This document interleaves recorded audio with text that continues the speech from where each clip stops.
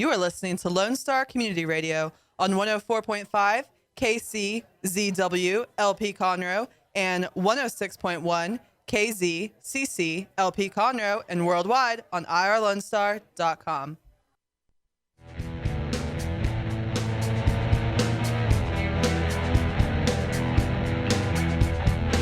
Good afternoon and welcome to the Legal Connection with Tony and Cheryl. Tony and I are here every Tuesday from 12 to 1 p.m. We are two Texas licensed attorneys, and we talk about a variety of legal topics. And we talk about a variety of legal topics. And today we're going to talk about trial preparation. A few analogies about Aggie football. Okay. And just things that you need to know. A public service announcement. I think that is two public service announcements I think are important. Number one, the Woodlands Ice Rink is open. I know everybody's waiting for that. Yeah. I have all year long. I know you have. And it's open right now. While the kids are out of school, it's open all afternoon. And I just think that's, even though it's warm outside today. It is So warm. we're talking about it's kind of weird.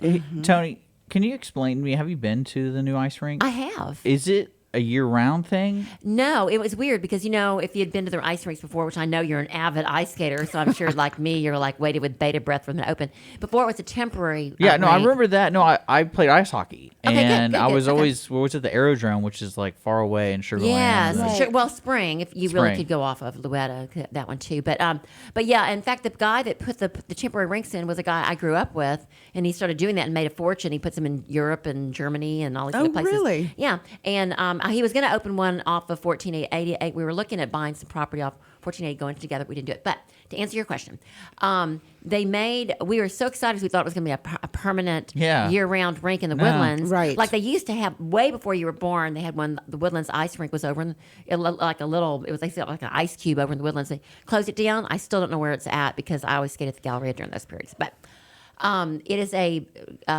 multi-faceted, complex building, and so they only open it for the ice rink between November 16th and January 20th every year. And the rest of the time it's used for something else. So it's a building that it's permanently used for the ice rink. Okay.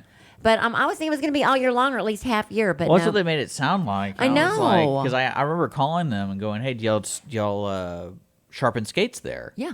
And they're like, no, we don't do that. And I No, was they like, don't really do anything. Yeah, and I was like, okay, so why was this advertised as a ice skating rink? If you, When it really is that. Well, my friend that wanted to open a rink, he said he'd open one in San Antonio, and it was so busy that they were busting at the seams with kids learning to skate and our next Olympians, the whole bit. And he said that it was hard to make a profit even with that much activity and being managed well because it's so hot in Texas that it really has to be something you have to do like a labor of love and not to make a lot of money off of it. So it was he was going to do it down here. So we have so many little kids down here in the Woodlands that could do it, but he still just didn't have the energy after having opened a rink before and all that stuff. So well, I mean, San Antonio, never mind, we'll talk about this later. okay, but I will say this: it's open right now, and it's open between 3 and 9 when school's not in session. But when school's out, it's open all the time. So I'm getting ready to go now, right after the show, and go skate around. In fact, I'm going to take you with me. No, I'm going to Lord. teach you your axles. Yeah, no one can die before knowing how to do an axle, right? Right, Dick? Knowing how to do an axle and actually doing one are two different things. It's so I easy. could probably know how to do it before I actually accomplished it, before I got it. Mechanically, I'll show you how to do it on the Okay. ground, and then we'll go out there and do it together. Okay. Okay. Now, the Trial second preparation. The second public service announcement is Yes. the Woodlands Bar Association offers volunteer attorneys offer pro bono services the first Mondays on a law line, and I'm going to be calling the first Monday of every month between 5 and 8 p.m. Local volunteer attorneys answer the phones at 281-645-6344 on the first Monday of every month between 5 and 8, and they answer legal questions. The resources are provided by the Montgomery County United Way, so they give them the phones and the volunteer Okay, that's lawyer. great. Kind of like us, except for you actually get a live question answered. And I wouldn't mind calling, even though you would think an attorney wouldn't ask another attorney questions because there's a lot of different angles to approach cases, Completely. like we'll talk about today. And they may have been in a trial with the same kind of case you had before, the same people, and that was one of the things we're going to go over today. Is if you're a pro se or if you're just a new attorney or an attorney that's new to the area, I think it's a good idea, and I've done this a lot, to go watch a trial Absolutely. with the attorney and the court that you're going to do your trial in, because all courts are a little different with the way they behave. Some are a lot more formal, some are a little bit more loose, some are they just do things differently. And so you want to go watch. And if you don't watch that court, at least go watch the type of case. I remember before I started doing DWIs, I would go, literally, although I didn't have the time to do it, I would go watch full-blown DWI trials. And it's not like you can just walk into a court, Right. a court and there's going to be a DWI trial going on. Right. You have to kind of be following it or watching or asking. Now, Harris County's got a million different trials going all the time in the criminal court, so it's not hard to just kind of poke in there. Well, and if they find went one. in, if one of our listeners went into Harris County, I mean, that's a big courthouse. Yeah. How would they find out? Could they go ask? Well, I mean, the way I've done it, because I'm just there, is I literally, there's 20 floors, starting, I believe, at the maybe it's the 7th floor, could be the 8th. They have 4 I courts think per it's the floor. 7th. You go, Yeah. I can't remember if they have attorney offices and different rooms on the 7th, but they may have changed it since they redid it since Right. Harvey. But you can go up and down and just kind of poke your head in. And that's in the criminal court building. The civil courthouse is the same way. You can go in there, just kind of poke your head in and see what's going on. And unless it's like one of these trials that's really, you got a lot of publicity, that they won't let you in because it's already, they're like seating room only. You can pretty much just walk in, and as long as you're respectful and you're dressed right and you kind of sit in the back and don't make a lot of noise, you don't want to chew gum, you don't want to make a lot of racket, you want to turn your cell phone off, just go in there. And I take notes, particularly if it's a really good attorney doing the case. And those are the ones I'll look into. I'll find out when they're going to start. And even that's kind of a hit or miss, because you don't know if it's going to get continued. I mean, trials are, you just don't know unless it's preferentially said, and even then it might not go forward. But if you luck into lining the whole thing up, you get there in time and you're ready to watch and you have a day to watch. If you're pro se or if you're a new attorney or just want to see what's going on or how this particular court, their procedures are, go in and do it. It's invaluable. There's usually stuff going on constantly. You can watch the objections. If you get there at the very beginning, you can watch what we're going to talk about today, the trial procedure. So, but that being said, it's really difficult to have that much time to watch a full trial. Trials usually last a few days. That's my problem. I'd love to do it, but I mean, just having the time to do that is. And then you can't watch the whole thing generally. You've got a life, and you have to call back in or follow it.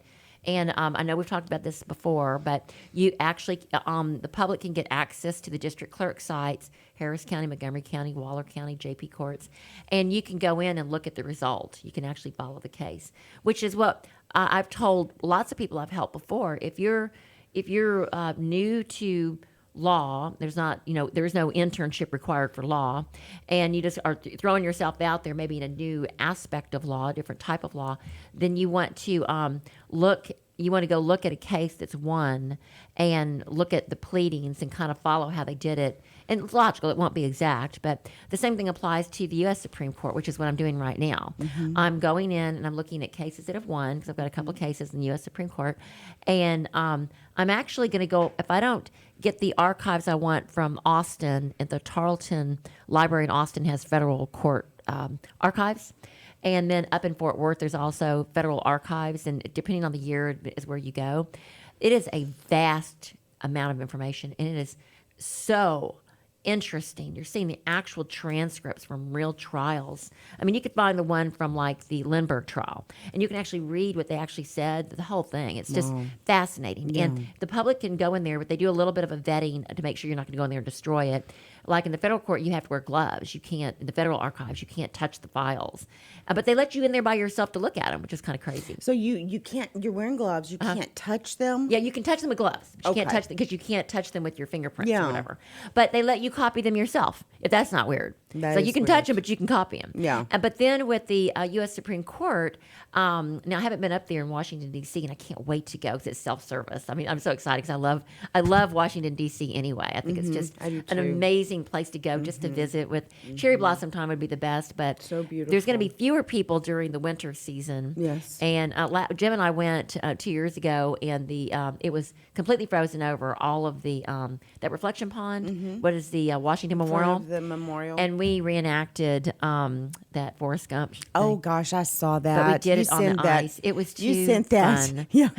We didn't have to do it in the water. We did it on the ice. But okay, so trial preparation. So if you have any questions and you do catch, so the first of the month for the Woodlands Bar Association is going to be, I believe the next one is going to be December 7th. So because we're missing it. So the first day of the month, the first Monday, I'm not sure which that is, but it's going to be December like 6th or 7th. It isn't like the first day. And then there's also other resources in Texas like Lone Star Legal Aid. But usually when you start getting to the other resources, you have to be indigent or very poor. Well, And- Tony, I have clients who try to go use Lone Star Legal Aid, and they can't even get them to answer the phone. It's almost unfair because the people that are indigent know how to work the system, and they know how to prove that they're indigent when they're really not. Yeah. They're the people that don't pay their rent and get into the rent houses and know how to skirt being evicted, and they've been evicted a million times and that kind of thing. It may not be just that. There's a lot of people who don't have a lot of money, but you have to fill out an application and see if you qualify, and a lot of times you don't qualify because you're just like food stamps or anything else, you're just above the poverty The level. borderline. And there's a lot of people that are doing what they're supposed to be doing, and they're paying their bills and they're working really hard. They just don't have the money to pay $750 an hour to an attorney. Exactly. And I will say this: there's something that I was reading about called limited scope representation, and a lot of attorneys do it, and I do it sort of. I didn't even know that was what it was called, but it's when somebody asks for your help, and you can enter a written agreement with that client. Our clients can do this with an attorney, which is what you're looking at it, and you limit the scope to. Can you can you give me 2 hours of legal help for whatever your fee is on this particular area? Or can you help me prepare the petition for a divorce and then walk me through it? But that's all you have to do, and you make sure that you've got that in writing, because anything. Well, you just did that. I did just do that. Did you have it in writing? I didn't have it in writing because I just didn't have time. Usually I'm just helping people. And I didn't charge anything either. So that was sort of, I was just being helpful. But if you do that too much, you can't live. You can't survive. Right. So I should have a form that says I'm going to help you with preparing your family law petition, which I did just do that. And what I'll do is I'll send somebody a blank format, and then I'll tell them, and I'll have them send it back to me so I can review it before they file it, and I'll tell them how to file it, how to get started. And you're almost teaching them how to be like a mini lawyer, but only for that one case. And it's time consuming. I know a lot of people have been through divorces before, and they can do this because they've been through it. Right. They have at I believe the Montgomery County Law Library, they may have a reference librarian. Across the street from the courthouse on Thompson, North Thompson. And I you believe. you can Google the clerk's site, or you can go across the street to the reference lawyer that's available in Montgomery County. Yeah. And they're very helpful, and it's not They are. It's not the end all. I want to say they're probably very good. I should go over there and ask myself some questions, like run over in the middle of a trial. What do I do? They're great. But if you do, you can ask for attorneys to do that too, and a lot of them don't do it, but a lot of them do. And sometimes you can have limited scope representation, like I recently did, where you're getting ready to go to trial and you need representation. Yes. And I did that because it was going to be so difficult on a complex case to be pro se that I just needed somebody for what their fee was to come in and be able to ask me the questions, and so I didn't have to ask the questions to myself. I just didn't want to do that. I didn't feel comfortable. And I can't say that I've ever been in trial where I've represented myself on that level, but you can do it on different levels. So whether it just be for the trial itself, because you're just, at that point, I'm over my head, I don't know the procedure, I don't want to do this. Well, and it's very common. A lot of attorneys do trials for other attorney groups. They commission them or bring them in at the very last. Well, I mean, they plan on it for a while. It's not the very last minute, but that's what they do. Now, I will say this, though. Trial preparation doesn't start the day of trial. Trial preparation starts the day that pleading is filed. Trial preparation starts when you have a dispute, because you don't know if you're going to go to trial or not. You might want to settle before you even hit that. Exactly. You might want to do a deposition prior to filing. It's what is it called? Deposition Pre-Suit. It's a civil rule, Rules of Civil Procedure 202. You have to ask the court so you can actually get a court order so that they're required to be there. But you may not even know if you have a claim, and so you want to depose them first. And I've almost done that a couple of times, and I did do it at a law firm I used to work at, but it's not a very common thing because usually you know if you're going to go, if you're going to go to trial or not. But what I did was I printed out for Montgomery County, one of our standard docket control orders. I believe they have them in Harris County. I just don't remember in civil court. They do. I don't remember seeing them like this, but they generate a docket control order almost immediately. Yes. In Montgomery County, and so you're going to get one of these right after a pleadings file before everyone's served. You're going to get a docket control order, and these docket control orders. And I don't know where's our camera. I think there's one here. Right here. You see that? So this is a docket control order, and it's a schedule. Yes. Of everything that's going to happen. Yes, and it gives you, you kind of work backwards because it tells you on the last page the date of your trial and your pretrial. But then you work backwards and use those numbers to put in your calendar the things that you have to do. And I'm telling you what, if you miss those deadlines, you are dead in the water. If you don't get your expert designated in time, you don't have an expert. You can put in your disclosures like they allow you in Harris County. They let you slide by because that was pretty standard. You could just disclose your expert, say what they're going to talk about, put the resumes in and that kind of thing. But in Montgomery County, if you don't actually designate your expert under the rules, 193.6, actually its experts are not listed in compliance with 193.6, you're in trouble. So I'll just read this because it's such an important rule. A expert witness designation, a list shall be filed which includes each expert's name, address, telephone number, and the subject of the testimony and the opinions that will be proffered by each expert. Your attorney's fees, if you're an attorney representing somebody, you've got to designate yourself as an expert. But if you don't have an expert in many cases, you cannot win your case. I know. Why? Because you need somebody that's not biased, that has a background in that field to say, this is standard. And without that expert, the jury doesn't get to hear what is standard. They just get to hear two people arguing with each other. And then the other side's objecting that you can't bring up something that's law. So you got to get your expert in. And particularly in land cases, in banking cases, in medical cases. In fact, in medical cases, if you don't file your expert opinion 30 days before a date certain, you will lose the case. The case is automatically dismissed if you don't have that actual expert opinion in. So it's really critical in medical. Now, okay, wait, Tony, we need to take a quick break. Okay. And when we come back, you can start at the top of that rule and tell us about getting our experts in. So the Legal Connection, Tony and Cheryl, we are talking about trial preparation, and we'll be back in a few minutes.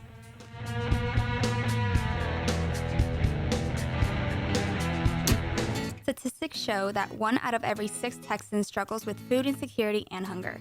And many people don't eat enough fruits and vegetables every day. The Better Living for Texans program is here to help you learn how to make healthy menu choices, save money at the grocery store, prepare quick and delicious meals, get more good nutrition in your day, and get more physical activity. Classes are fun, friendly, interactive, and free, and taught in English and Spanish. We are Texas A&M AgriLife Extension, helping Texans make their lives better.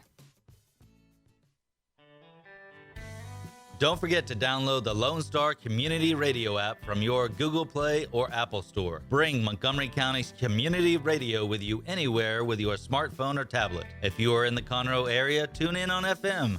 That's Conroe's FM 104.5, 106.1. If you are on the computer, bookmark irlonestar.com as your internet radio station. A Lone Star Community Radio. Broadcasting 24/7 from the heart of downtown Conroe, Texas. Path to the Plate is a research-based education program that helps consumers understand how their food choices impact their health by making the connection to agriculture. Learning about how food is grown and produced, and how consumers can make better food choices for themselves and their families, Path to the Plate is all about dispelling myths and misconceptions. Find out more online at pathtotheplate.tamu.edu. We are Texas A&M AgriLife Extension, helping Texans make their lives better. A Lone Star Community Radio is looking for those who are interested in hosting their own talk show, with monthly and weekly slots available on Conroe's FM 104.5, 106.1, and on irlonestar.com. Start your own podcast, create your first YouTube channel, and be on TV. Contact Lone Star Community Radio online at irlonestar.com or call the station message line at 936-647-3776 to take your first step into the radio world.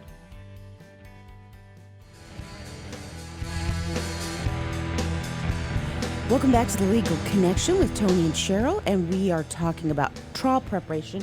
And Tony, you were just telling our listeners how important it is, especially in Montgomery County. This is absolutely true. It's following, to get the expert in. You look at that docket control order and you note it, and you start looking the day not the day it's due, not a week before it's due. You really need to look for an expert that legitimately going to help you, not just I got to get an expert. I'm going to have a throwdown, and you can't put an expert down unless you retain them. Because I made the mistake once of talking to an expert for a DWI trial, and it was right before the trial because my other expert couldn't show up. He was going out of town or something. Right. And I'd gotten a referral from a very well-known DWI attorney that I went to school with. And I thought it was great. And so I talked to this gal for a while, and I put her down. Well, it ends up that she was beside herself because I listed her as an expert before I'd actually paid her retainer. And she was the case ended up getting settled because the assistant district attorney didn't disclose that their star witness had some bad marks on his law enforcement record, some really bad ones. And I found that out the day before trial because I was like, I don't even know where we're going with this. And that's why you just never give up. I was like, this trial, I remember thinking, we're just going to lose this. There's no way I can win 9 counts against this kid. And he was a good kid. And I thought, I don't know how I'm going to do this. He's going to be deported because he'd been here since he was 1. He was doc. He had 3 jobs, hard worker, going to school. Just loved this kid. He was like a little bookworm, real smart. And he got stopped going, I think it was 25 miles an hour in a 15-mile-an-hour zone through a park at 2 in the morning in, I want to say it's not New Caney. It's got columns, though. I can't remember the place. It's over there. I remember going down to the precinct over there in Montgomery County. But anyway, I thought, we're going to lose this case because one thing led to another, and he had a bunch of charges against him. They just kept lumping him on because he got out of the police car because even though he was kind of slithery, he was real skinny, he used he moved his arms behind him and opened the police car door, which wasn't locked because he wasn't a criminal. The guy knew it. It's 2 in the morning. He wasn't speeding, but that's what they stopped him for. They followed him to his house, and so he was so afraid of his mother-in-law he lived with that he got out of the car and hid in the ditch. So they got him for escape. But they made it sound like he had busted the window out. No, he was just like this little skinny, shivering in his shoes, little nerd. And he wasn't drunk, but they got him on all these charges, and they got worse and worse because he was more afraid of his mother-in-law and the police, which is kind of funny. But ends up that the police officer had so many marks against him that I didn't know about, and I found it in the federal courts that I was like, by the way, like 4 in the morning, my usual, right before trial, I'm like just praying, which I think is the best trial preparation. Yes, I do You're too. praying right before trial. Please give me some insight because I don't know these things. And not, if there's something I don't know that I need to know, please give me some guidance, Samuel. And so I found that in the federal courts, and I just let them know. I said, I've got certified copies from the federal court of all these things that you didn't tell me, and I'm just letting you know. And I'm telling you what, within 2 hours, everything got dismissed.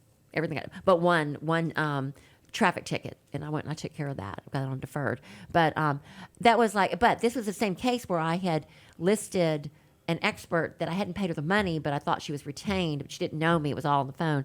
And she was mad because she knew the assistant DA. And so they were better friends than we were friends. And he's like, you've listed her, right? I'm like, well, yeah, because I talked to her. And then I thought, okay, never again until I have a written agreement with retainer. And so, but it wasn't that I waited. It was just the one that I had couldn't show up, and I knew I needed this expert for the DWI to talk about extrapolation to blood and that kind of thing. Right. And so anyway, the way the docket control order works in Montgomery County is that one of the first things you've got to look at is your pleading deadline. Amendments and supplements to pleading must be filed within 150 days of your trial date. And you can ask for a continuance, you can ask for a new docket control order, but if you need to, I guess, bring somebody else in or supplement your pleas because maybe you didn't plead it right, they can knock you out pretty quick with a motion to dismiss for insufficient pleadings, saying that you haven't stated a cause of action, and then get the attorney's fees charged against you on top of it. And if they file that within 60 days of the pleading, they're going to win. And you're like panicking because when you first file a suit, you don't have any discovery. And the same thing goes with Texas Citizens Participation Act. If they file a motion to dismiss within 60 days of the pleading being filed and then they're I don't know, friends with the judge maybe, or you haven't researched it well enough, or something came up. They get it dismissed, and your side is going to pay the attorney's fees, and he gets dismissed, and you have a legitimate case. I mean, that happened to us. Pure defamation against a doctor. True, clear, pure, unadulterated, undisputed defamation. And then the judge decided, well, if it was against a doctor, it's public information. And so I'm going to dismiss this case. It's like, what? The law is now that you can defame doctors with nothing more than they're a doctor? Yeah. That's completely unfair. And so we ended up settling that case, but that would have been a great case to take to the Texas Supreme Court or the United States Supreme Court, because that's not the way it should be. You can't go around defaming professionals like that. Yeah. That's their livelihood. Anyway, expert witness designation is 150 days before that trial date. Discovery responses have to be complete no later than 90 days before trial. And if you're not watching that 90 days comes up really quick. And we're talking about depositions. All depositions must be completed, read, and signed. All depositions. So somebody's saying, well, it's right before trial, I want to depose you. You have a good argument that they can't if they've missed this deadline. Expert challenges. Now, you got your expert in on time, but now they can challenge your expert, and you don't have a standby. We don't like that expert because they're friends with them. Or I got an expert challenge because I didn't say enough about what they were going to say. How was I going to know what they were going to say? I didn't have a medical opinion. I knew they were experts. They've been doing what they were doing for 40 years. Okay, 30. But they didn't win that challenge, did they? They won the challenge because I didn't get the expert designation in. I got it in a day late. That's how they won the challenge. And then they didn't object to it in time, and so I should have won the challenge. And then the judge let it slide. And so that was wrong. So that's a reversible error. So that may be one of our errors, which we're going to talk about next show. Preservation of error may be the most important topic we ever talk about on the show. It is that critical. Because you're thinking everything's going fine, and then things go wrong in trial. And if you haven't preserved your error, and it can happen at any stage in the trial. We're talking from the pleading to you weren't even in the right jurisdiction. You should have filed a special exceptions if the pleadings weren't right, or pleaded the jurisdiction before you answer. And you did, and the judge ruled against it. There's all these different preservations of error all the way down the pike. You may not want to mandamus the judge at that point, but mandamus is something where you go to the appellate court while you're in trial before you have a final judgment and ask the appellate court, this judge has made a bad ruling, and this is why. You need to make that judge do the right thing. So you're asking the appellate court judge to demand that the trial court judge give you a fair ruling. But you don't see them very often, but they move pretty fast, mainly because you don't want to make your trial court judge mad because you're stuck with them. Sure. And then they talk with the other judges, and then your name is mud if you did it wrong. So you really want to be careful when you file mandamuses. Summary judgments have to be in at least 30 days before trial. And I can't tell you how many times that a summary judgment has been filed about 60 days before trial, because you have to have them in within 21 days so they can be response, and then you have 30 days before trial. But about 60 days before trial, all of these no evidence summary judgments start hitting the courts. And it's kind of a really good procedure because you get to see the other side's theory. If you haven't done enough discovery, or they've not responded to you properly because they're not being fair, and you haven't gotten your motion to compel ruled on properly, like for bank records or what have you, if you file a no evidence summary judgment, then you get to see their argument because they're going to have to come up with some evidence. So I kind of like those, but usually at the last minute it's not the right thing, but it adds to everybody's stress level, everybody's. But they're good if you have the time and the wherewithal to put on your calendar to put one of these things forward and you're following it, good thing to do. Motions for continuance have to be in at least 15 days before trial, because the court doesn't like it when you have a jury trial or a bench trial and you've messed up their schedule and you're at the last minute going, oop, I'm not ready. It happens all the time. And I've seen so many judges, and it aggravates me so much, the day of trial, we need a continuance because they're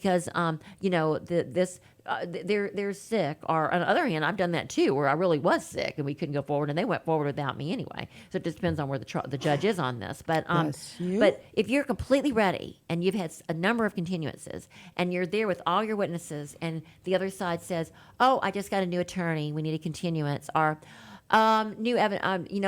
My client's in the hospital. They've got to prove they're in the hospital. But how hard is that to go to one of the emergency clinics and get stuck in the hospital? I got to check something out, because they can't question you if it's a health thing. But you really got to do it. But if you want to do it the right way, and you've got a conflict with your schedule, or you've got your vacation planned. Any number of reasons may be a legitimate reason. The best one to do is with agreement with the other side. Why let the judge decide for you? Just see if you can get an agreement and then work it out, because that's the right thing to do. But those need to be in 15 days before trial. Now, they are real sticklers over here in Montgomery County for joint notice filing for to alleviate the need for a pretrial conference. And basically what this is like in federal court, where in federal court you have to file a pretrial conference. You have to go to pretrial conference to get your notice to find out what your docket control order is going to be. They don't do that. In Montgomery County, they just spit one of the docket control orders out. However, I will say this: in probate court, they do ask you in Harris County anyway, because I don't think they have a probate court that's it's standalone out here in Montgomery County. You go to a pretrial conference to set your schedule, and they let you kind of look at what the holidays, or if you're doing something, and you can schedule it right then, which is really nice.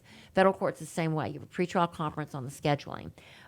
Here, they do at least one joint notice scheduling. And they do this in federal court too, where before you go to trial, you have to file a joint notice. It's a lot more elaborate in federal court, saying if you're ready for trial, the estimated time of trial, whether there's a need for a pretrial conference, and whether there are any special needs or accommodations for the case. Wheelchair, hearing. Is that Montgomery County there that you're reading? Yes, and it's a standard control order, and it's actually on the docket control order. In federal court, though, it's a little bit different, a lot more complex, which federal court does have different rules. Like when you answer, it's different. You have to do it like paragraph by paragraph, and it's just a little bit more formal. But in federal court, you have to actually have your pretrial notice has the pleadings and what your claims are and which ones have been settled and what your arguments are. It is like a full-blown 16-page, here are my witnesses, here are my exhibits, the whole thing. Federal court's really, really tight with regard to your exhibits. It's easy because you don't have to get them in. You don't even have to exchange them until 3 days before trial. But you gotta have it perfect. You gotta have them in binders, 3 rings, stamped, opened up. They have to lay flat.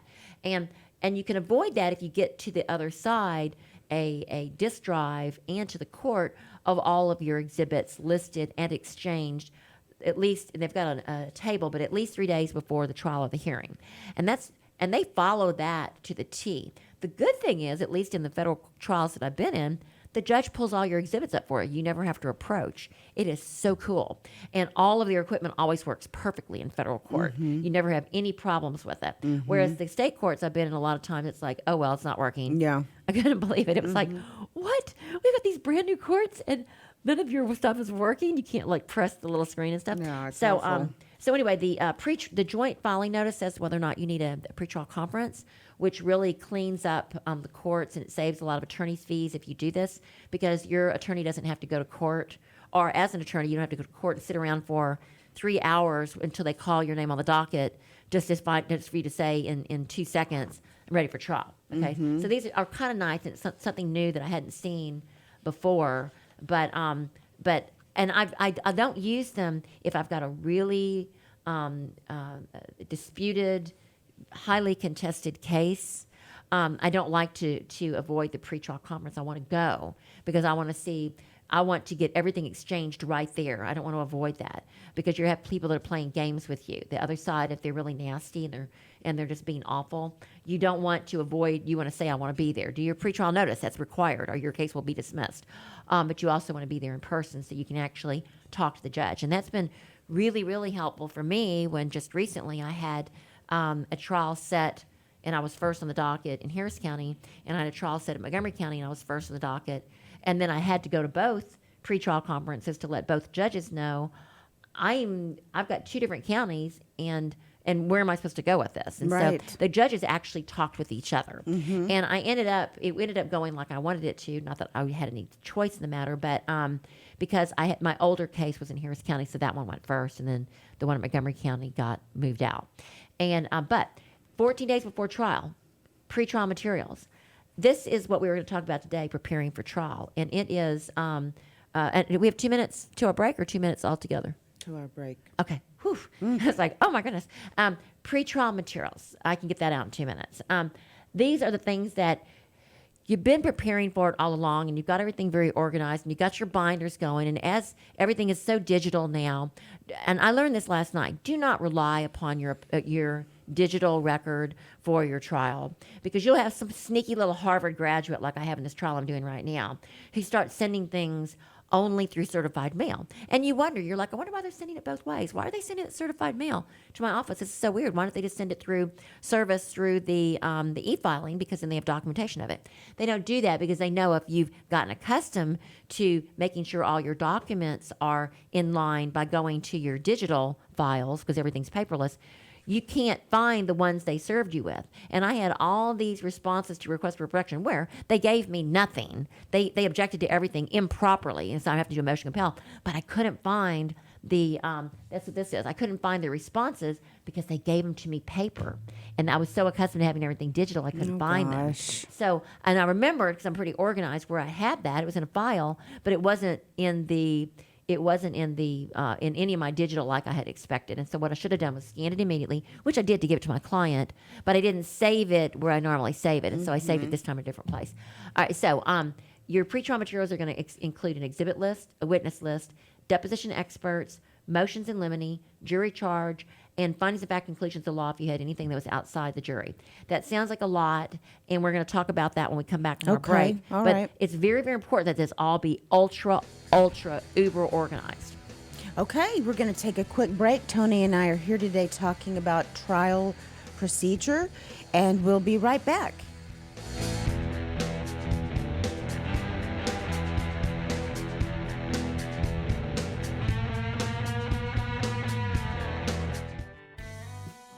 A Lone Star Community Radio is Montgomery County's radio station with talk, music, weather, and traffic for Montgomery County. Have a question or comment about one of our shows? Want to know how to reach a host? Just contact the station at irlonestar.com or call in and leave a message at 936-647-3776. Get involved with your community with Lone Star Community Radio.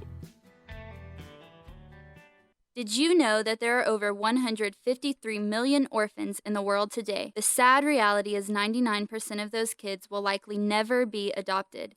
Core Love is an organization right here in Conroe that takes care of orphan children in Haiti, Honduras, and India. We bring the love of Jesus by providing their 6 basic needs of clean water, proper food, healthcare, education, job skills, and a loving home. Visit corelove.org. That's CORELUV.org. Will you help defend the orphan? Don't forget to download the Lone Star Community Radio app from your Google Play or Apple Store. Bring Montgomery County's community radio with you anywhere with your smartphone or tablet. If you are in the Conroe area, tune in on FM. That's Conroe's FM 104.5, 106.1. If you are on the computer, bookmark irlonestar.com as your internet radio station. A Lone Star Community Radio, broadcasting 24/7 from the heart of downtown Conroe, Texas. Texas Joe Bailey here, spokesman for Love Your Veterans. It's our mission to shine light on our forgotten heroes, and you too can show your support by joining us at the Love Your Veterans Montgomery County Christmas Market, December 5th and 6th at Bull Solace Park. Activities for the kids such as photos with Santa and the Grinch, a marketplace to find amazing Christmas gifts, and it's all for a great cause. Learn more at loveyourveterans.org. Vendor registration is currently open. Hope to see you there.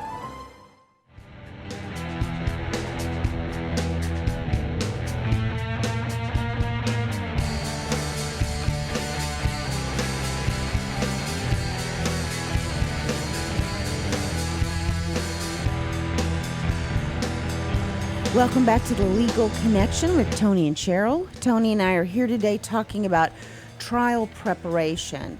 And Tony, you were just going down that docket control order, which is it's a schedule of when specific things are due for your case as you proceed to trial. Yes, and there's what we were talking about on the break was Montgomery County has really honed their docket control orders down to a really nice 2-page science. Some of the older ones I had from Montgomery County from years ago, and a lot of the ones from Harris County, sometimes you don't. sometimes you didn't even get docket control orders. They'd give you a trial date, and then that's what you worked with. And what gets a little bit confusing also is when you get a continuance granted, does it start over your docket control order dates because it's so many dates back from the trial? And I think at least what I do is I request that a new docket control order be generated because I don't want to leave that to chance because it's just one more argument that you're arguing about. And if you got a pretty decent attorney who's going to argue, you on every point, and that's what attorneys are paid to do. And it shouldn't be that way. A lot of times you should work and play well with others because you can have a dispute, but a lot of times it's better to settle the dispute because it's going to save everybody money. And but a lot of times also you have attorneys that just want to make money and they don't want to settle the dispute. Like this case I have right now in Harris County that I'm thinking about that's driving me bats because they don't really care about the right way it should be settled. These other attorneys, and there's 4 or 5 of them on the other side, are only interested in bleeding the estate dry. They want all the money that's left in that estate that they can get out of their client. And they keep telling me, well, you're going to get the money anyway. Why do you care? The estate's going to pay you. You're representing the estate. I'm like, that's not the point. I'd like my clients to have a little bit of money left over to work with, and it doesn't all go into the attorney's pockets. But they just keep filing pleadings and convincing their client that we need to keep fighting. And we don't need to keep lying. They have lost. They have flat out lost on every angle, but they keep going forward. Now, there's a point where you really haven't lost. And the other side will try to convince you that you have, or you're going to lose. No, you know that from a constitutional standpoint or from a legal standpoint that you are going to win. It's just a lot of people telling you that they're just trying to poo-poo you away from it and don't want you to go forward with it because they just want to have a little bit more peace. Sometimes you have to fight, and those are the cases that will be your legacy. Those are the ones that after you die, your name will be like Roe versus Wade, I guess, or those are the cases like you have to do the when you get with the traffic stop, what is the name of that case? You get the Miranda warnings. Miranda only came about because somebody said, I'm going to go to the Supreme Court with this because you don't have the right to not tell me what my rights are. I'm not an attorney and I'm not a law enforcement. Right. And it's I get all of my my criminal clients these days will say, well, we weren't read our Miranda rights, or they weren't read in Spanish or whatever. And the truth of the matter is most of the time the judges will listen to that, but they don't find it to be reversible error because something has happened down the pike that's made it so that it isn't something that they're going to reverse would on. have happened anyway. But if they didn't give it to you, it's still a constitutional right, and you should be read that. And your constitutional rights are very, very important. Just like right now it's going on with the impeachment thing. Constitutional rights are being breached right and left. And that brings up something I was going to say before I get into preservation of error. We went to Atlanta this weekend to go to the University of Georgia game. And even though they're number 4 and A&M's not ranked right now, we had very high hopes of beating them. We beat LSU last year in 7 overtimes. In fact, we're getting ready to play them this weekend, and it's kind of scary because they want revenge because we beat them last year, and now they're number 1. But I am from Baton Rouge, and so I think they might be a little lenient knowing that I'm going to go visit, right? But we went down there, and we were watching the game from the nosebleed seats with all the other Aggies that had tickets up there, and we were just thinking the play calling was really bad, and we were getting tired of them handing off to Spiller on 3-and-1, and, what's going up with the offensive coordinator, the whole bit. And ends up that we were playing, our defense was playing amazing, and that the officials were not calling the plays right. I mean, they weren't calling the errors, for lack of a better way to put it. They were holding. They were interfering with our receiver, and we couldn't see that from the nosebleed. When we rewatched and we got home, we would have won that game. There was no doubt in my mind if they had called, and the referees would be sitting there watching it. If they had called, thrown a flag and called the error when they saw it properly, we would have won that game. There's no question in my mind. It was that the officiating was that bad. And we determined that the officials, and they can't say this to get in trouble, but I can say it. The officials really needed Georgia to win in the SEC because they would have lost rank to be in the playoffs if A&M had beat them because they would be in 1 game down. So we knew that there was an agenda without any doubt. And that goes toward what is the analogy to case law, to court? Many times you've got, and the court has an agenda. You can see that you should win. There should be a flag thrown. You object properly, and the judge overrules your objection. It's like, why is my objection being overruled? This is clear hearsay, or this is clearly error, wherever it may be. Right. And the judge is not giving you the right. So you have to preserve error. That's what you do in football. Well, a lot of times they do the replay, and they review it again, and you still won't win. But a lot of calls you can't get. You can't preserve error because you can't do a replay on it. Like, I think holding is one of them, and that was going on all over in this game. It was just awful. There was forward movement where the ball was punched out of our guys' hands, And the play was over. And then after the ball got punched out of their hands, they went and they grabbed it and they said it was a fumble. It was not a fumble. It was over. That was clear error. And that's when, like in court, you get to go to the appellate court.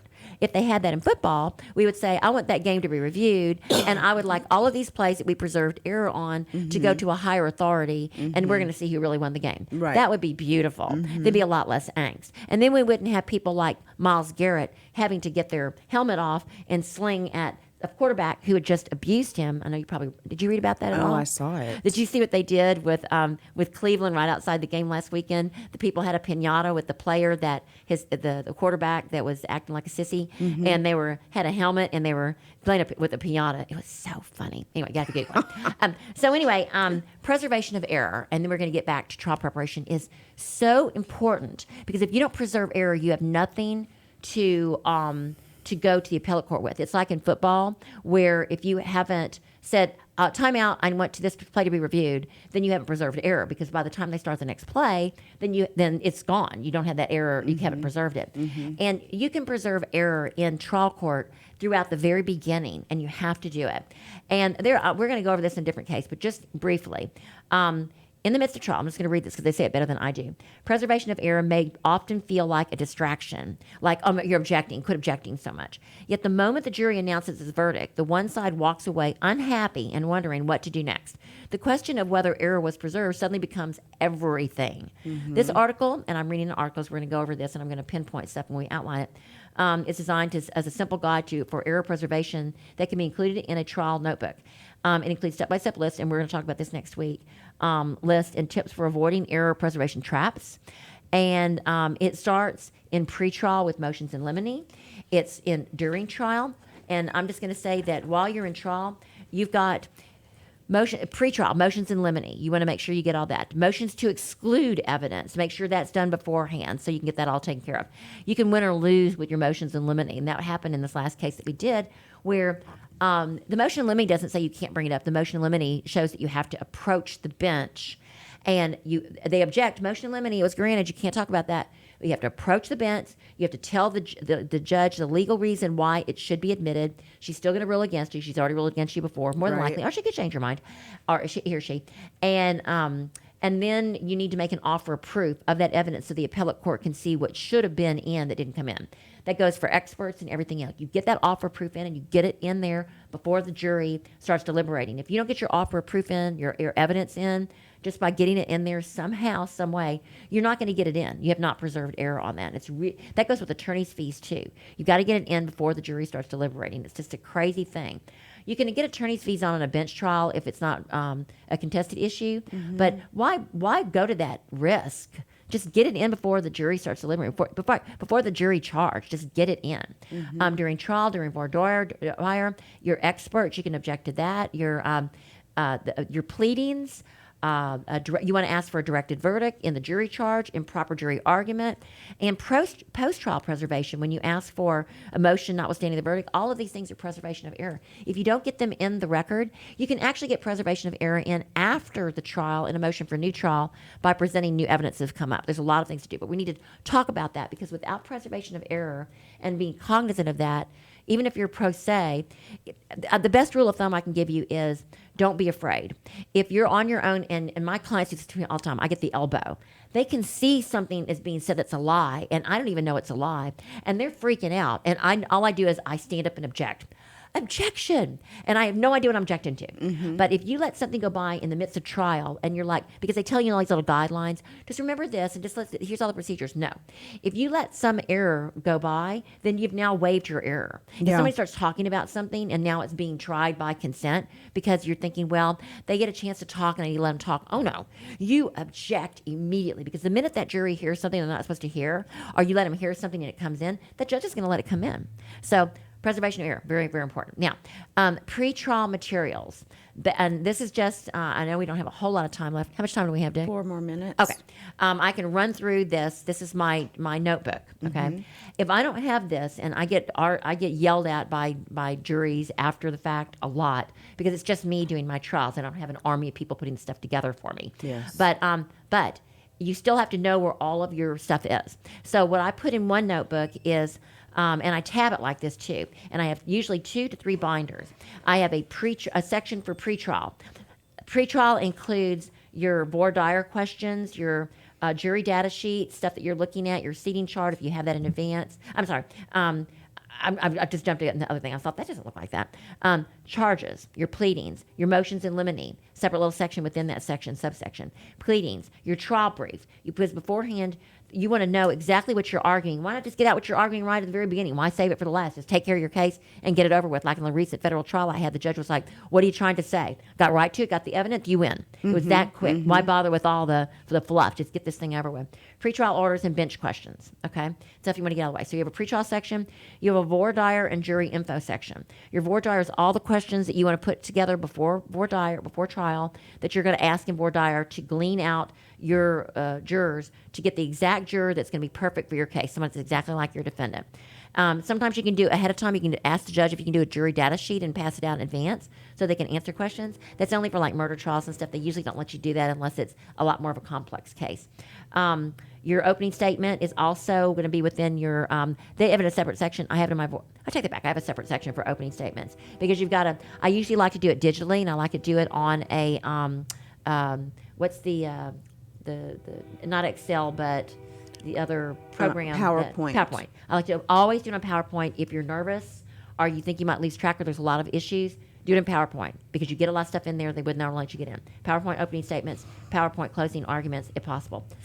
Presentation schedule, witnesses, you want to have your witness list and all your witnesses below them in a subset with all the subpoenas, showing they were subpoenaed if they don't show up, and the questions you're going to ask them, a list of questions so you can get to it quickly in case you have an expedited action where you only have so much time to do your case. You want to get those questions out. Go over them with your witness. There's nothing wrong with, as long as you're not telling them the answers, there's nothing wrong with telling them, I'm going to ask you this, so that they're not caught off guard by your open questions. Yeah. You're not going to coach them because you can have them lie because that would be completely improper and you'd be disbarred for that. But you can say, these are the kind of things I'm going to ask you. And then you know what your witness is going to say. You can be like, oh, I don't need to be asking you that. And you also have to have your direct questions ready for the other witnesses in advance. You want to have all your exhibits, very important, labeled and in order and in a separate exhibit book. They may match the other side's exhibits. I don't care. What if they don't enter their exhibits and you want to enter yours? And what if theirs are a little bit different? You have your own set of exhibits exchanged before trial. And so I know that we have to kind of wind up here, but closing statements, jury charge, post verdict, all those are the things you have. You have 3 different things in your binders. Go forward, be prepared for trial, have them ready in advance, exchange your exhibits in advance, and have them labeled and ready to go. All right. Usually in chronological order. That's the best way to do your trials. Yes, absolutely. Timelines. Okay, well, thank you for listening. We'll be here next week from 12 to 1 p.m. on Tuesday, 104.5 and 106.1. You can download us tomorrow, Google Play and iTunes. You can listen, and you can also watch us on Facebook. And we want to remind you to serve God by serving others. Have a great week, guys.